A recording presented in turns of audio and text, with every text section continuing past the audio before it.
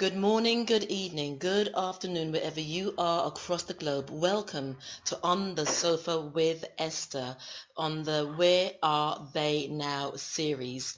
Well, I've interviewed many amazing people to date, and another one that's going to be added to my rostrum is Little Anthony, and it's so amazing that I called him literally 2 hours ago to introduce myself, and then he goes, "When do you want to interview me?" And I said, "Could you do it in an hour?" And he goes, "Fine." So this is really so. Good afternoon. Good afternoon. Hi, everybody. Glad to be doing this. Thank you, thank you. Now, Little Anthony, I usually ask my guests, who is Little Anthony in a nutshell, in a coconut shell, or in a peanut shell? Who are you? I'm a saloon singer. I I was raised up in smoky rooms and smoky bars and smoky clubs, and that makes me a saloon singer. I'm in good company because Frank Sinatra always considered himself a saloon singer. Okay. Brilliant. And this is funny because as I talked to you, I interviewed Sonny Turner earlier, and he's got a song, Smoke Gets in Your Eyes. So, there's something hmm around that coming up. Um, hmm and so, Little Anthony, just tell us a little bit about your journey into the music industry, because in 1957, is a doo-wop group known as the Chesters existed with certain members, and then things developed from there. So could you just give me an Well, let me insight? let me let me just set the record straight. That word doo-wop does not really explain who we are. That's a phrase. For some reason, somebody didn't know how to call that kind of music. We call it the street corner music. And that's why all of the great groups of the 50s and early 60s always know ourselves as. And then plus the body of work that I've done. Mhm. I'm in the Rock and Roll Hall of Fame, and they didn't put me in as a doo-wop group. I didn't get nominated for that. And inducted. We got inducted as a contemporary R&B group, and that's really who we are. And 90% of the black groups of those days, really, that's what they were. They took that word and from a song. Some was a group, I think, Number the Elegance. I can't remember, but back in was a group, I think, Number the Elegance. I can't remember, but back in 58 or 59, and they did a background thing called Doo Woppa Doo Woppa Doo Woppa, and we just in America always has to label things. I mean, just can't leave things alone. That's the way they understand it. If they don't label it, then they have no idea what it is. Therefore, it bothers them, whoever that is. So they gave that name. So no, we were just a street corner bunch of kids out of Brooklyn who was just singing songs, and the songs at that time and era were a lot of love songs, as you know. Yes. And because we were just really living out our own lives, but we were the street corner singers. After that, we did some of the greatest music in the world. In fact, Tears in My Pillow was a crossover. It was a pop song. It was if anybody could find it on the original charts of Billboard and here in America, and all of those people that cover that kind of stuff, it was considered a pop song. So no, we're not a doo-wop group. Or at least what we did, Going On My Head and Hurt So Bad and Take Me Back, and produced by Don Costa. It would make Don Costa roll over in his grave if he thought that's what they called it. Okay, that's fine. It was. Thank you for clearing that up. Thank you for that clarity. I guess, sometimes when you do your research, you've got to do triple and double research, but thank you so much. Yes. And little Anthony, as you've, throughout your career, um, can you share how did you manage fame? Were you prepped for it beforehand? Was it your faith? Did you have parents that supported you in a certain aspect? How were you prepared for the fame that came into your life? No, I wasn't. My father were influential in my life. My father was a jazz musician, played with a lot of the big bands of the 40s. And my mother was a gospel singer with her sisters, called the Nazareth Baptist Gospel Singers. By the way, since I'm here, I'm out of the Hawk, and I have a book out that talks about that in detail. It's called Little. I'm here. I'm out of the Hawk, and I have a book out that talks about that in detail. It's called Little Anthony, My Journey, My Destiny. If anybody's interested, Yes, you can go I on saw Amazon that. and all them places. Yeah, and you can get more detail. But I had a great influence of music, and my musical choices today are. I was raised up in jazz. I was raised up in bebop. I was raised up in all that kind of stuff. And I was also influenced in classical music by my teacher, musical teacher in school. Her name is Ethel Mannix, and she was the one that started me into classical music that led me into opera. Now, people don't really realize that I'm a big opera fan. Actually, I'm trying to plan a trip to La Scala in Italy to listen to some Puccini and Verdi and all of these kind of things that I love. And it's because this woman instilled that in kids in those days. And some of them took to it and some of them didn't. I actually took to it. So my mother, many influences that were in my life. And there were singers that were influences like Nat Cole, Ella Fitzgerald, Frankie Lyman and Teenagers, Sarah Vaughan, just a lot of people, Sinatra, and Tony Bennett, the Flamingos, the Moonglow, Orioles, all those people were influential in the creation of where I was going, the path that I was taking. I didn't know why I was taking that path, but that's where it was laid out for me. So I was influenced by those things. But I didn't plan it. I don't think anybody in showbiz plans anything. Maybe they do today. It's a different kind of thing. Maybe they do today. It's a different kind of thing. But in those days, we would have paid you to sing. You know what I mean? You just want to have fun. And we noticed that it was a lot of girls. You really got the attention of the ladies, and that was fun. And so you didn't really think.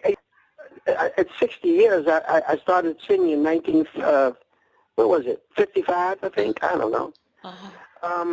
That I would be in this business for over 60 years. Wow. I thought you were crazy. You know, no, there was no planning. It was just a process. And no, there was no planning. It was just a process.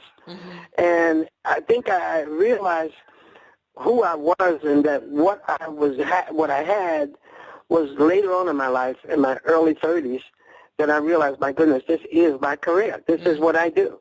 And then I started taking it much more seriously. And you shared quite a lot then.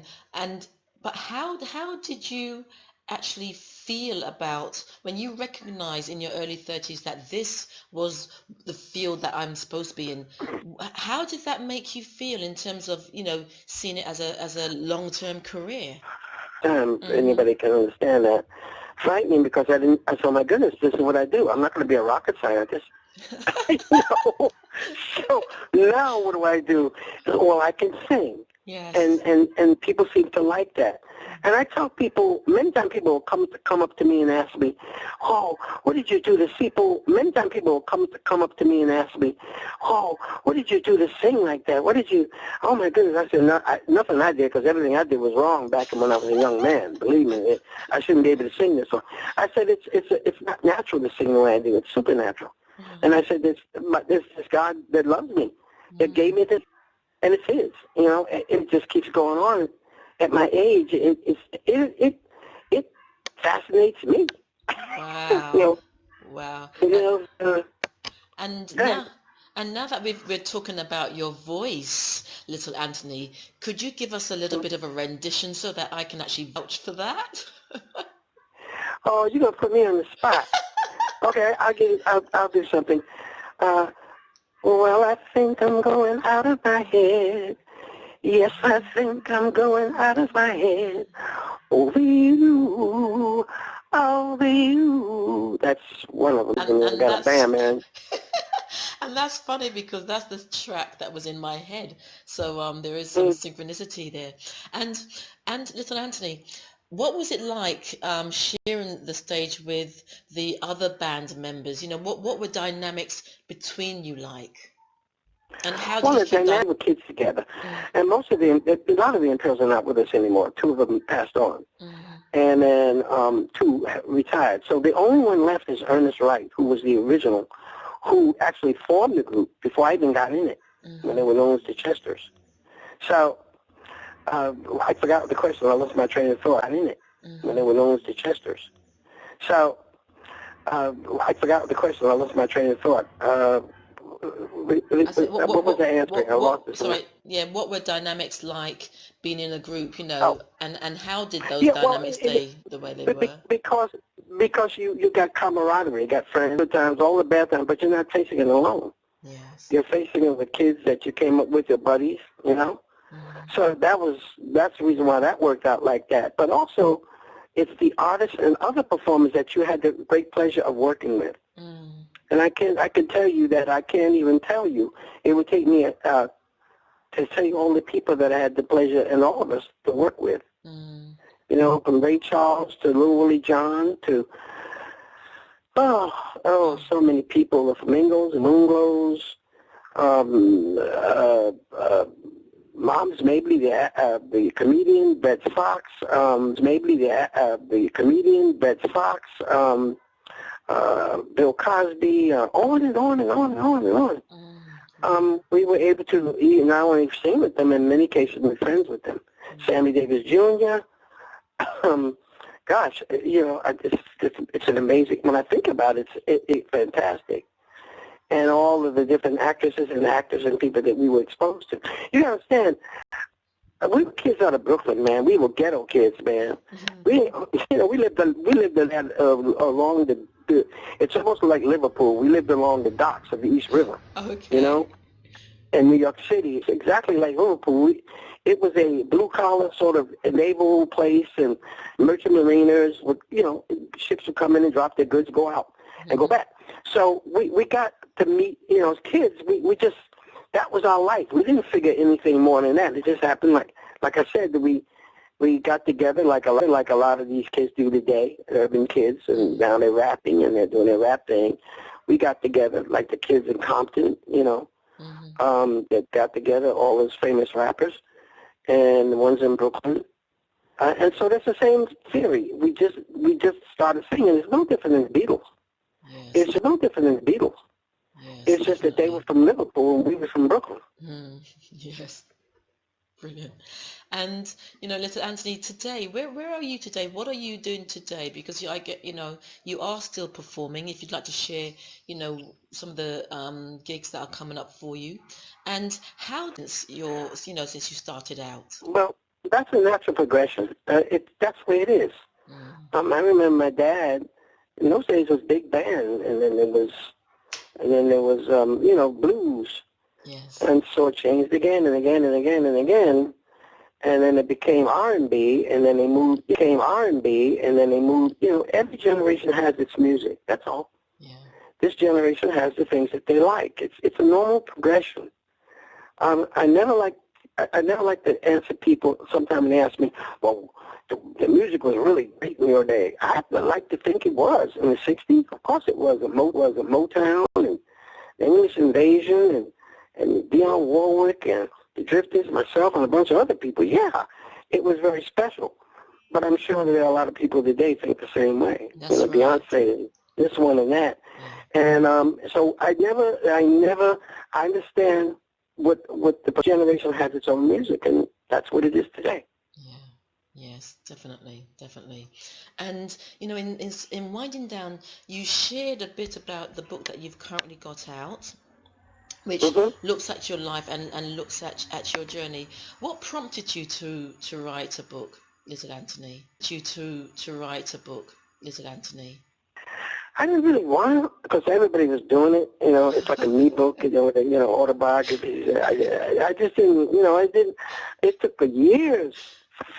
Finally, a young lady by the name of Miss Cregan, and she was a writer, and she convinced me, we need to sit down and you the things you know in your mind, man, we can put that down. You have a tremendous memoirs, and I have this really gift of total recall. I just remember what people actually said, when, what, the date. Yes. And so she thought that was a good idea. So that we got together and we started doing that. Basically, I didn't have any idea other than the fact that I was just really putting down my memoirs. And it's doing pretty good.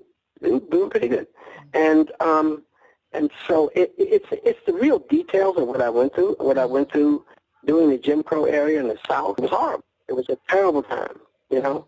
Is the equivalent actually maybe even worse than apartheid? I don't know, man. It was bad, you know. And I had to be a part of that as a young man who was not used to that, because I was a northeastern industrial kid out of Brooklyn, you know, New York, which didn't have up and blatant segregation. It may have been that around. It was so subtle, nobody noticed it. But down in the South, you know, anything below Virginia and on, it was just brutal. You know, it was just literally tell you, you can't do this, you can't do that. You go to black bathroom, we said colored. Or you go to a white bathroom, or you couldn't eat at the counter, you had to order stuff. It was crazy. When you go to the movies, you sat up in the balcony because all the white folks sat down the bottom. So that's in the book. Okay. And it tells all those tough times, but also there were wonderful times. From friendships that I made, even those who passed away, from Bo Diddley to Laverne Baker to Ruth Brown, on and on and on. Ray Charles, you know, those are the very good things that make me think and say, this is good. I'm very blessed to have been able to be a part of this kind of things that make me think and say, this is good. I'm very blessed to have been able to be a part of this kind of business. And then, like anything, they're good and bad, and that was the bad part. But the good part was I got to meet a lot of wonderful people, and to this day, some that are still here are still friends. Fantastic. And in winding down, in your lifespan, you know, whether that's people you met or whether that's experiences, I mean, you've just shared a couple of experiences and you shared the names of some people that you've met. But what are one of those, or maybe a couple of experiences that really, really stand out and that made an impact on your life and how you viewed life? There are a lot. And if you got 2 days, I can tell you. Oh, I better buy the book. There's a lot of things that happened that were just so special, and only enforced me to go on. Yes. I just remember so many things, and I remember doing a concert with the New York Philharmonic Orchestra at Avery Hall at Lincoln Center in New York City with Dionne Warwick. And how Burt Bacharach and Hal David was conducting. Burt Bacharach was conducting for her, and it was a night. It was a black tie night, and I have the 62-piece orchestra behind me. This is something you can't explain. And they be in Avery Hall. That's where the greats, Pavarotti, and all the greats, the Mingus, and all the greats have sung, and to have that honor to be there. And to have that honor to be there, you can't top that. And also friendships. The friendship with Sammy Davis was pretty cool. You know, and Red Fox, who was like I call him my road father, my second father. So there's so many things that I could talk about, but it would take long, and it really would. But that's just some of the things that I remember fondly. And if there was one thing you can leave the listeners with in terms of following their dreams, what would that piece of advice be? The advice is that if you have a passion for something, that tells you something about yourself. If you find comfort and joy in what your work is, that is passion, and that's what you follow. I've asked people ask me many times, what does it feel like to be working as a singer? I said, I don't work. Yes. You doesn't feel like to be working as a singer. I said, I don't work. Yes. You work. Yes. I sing. I not work. That comes natural, and I enjoy doing it. Because I know a lot of people go to work and they dread the day they have to get up in the morning and go. That's right. Not me. I'm glad to sing. I can't wait to get to the stage. Of course, it is today a little more hard. It's not really fun. But when you get on stage, it's just another world. Yes. It's just wonderful. So if you have something you want to follow, you seek out that. Do you have passion for what it is you're doing? Do you believe what you're doing? To the point where, you get to the point where it's just like, I don't care if I eat. I'm going to do this. That's right. And that's when it works. That's right, definitely. Oh, it's been brilliant. I've had such an amazing day interviewing so many amazing people, and you've just really topped my day off, little Anthony, with your words of inspiration and your quirkiness. Thank you so much for your time. And if people want to get hold of you or see your work, or what is your website? Well, it's called Little Anthony and the Imperials.org. Okay, thank you. Thank you. Well, once again, thank you very much for your time. Thank you for your wisdom and for sharing. Yeah, just keep on keeping on, keep on inspiring, keep on singing, and keep on doing Oh, what you love.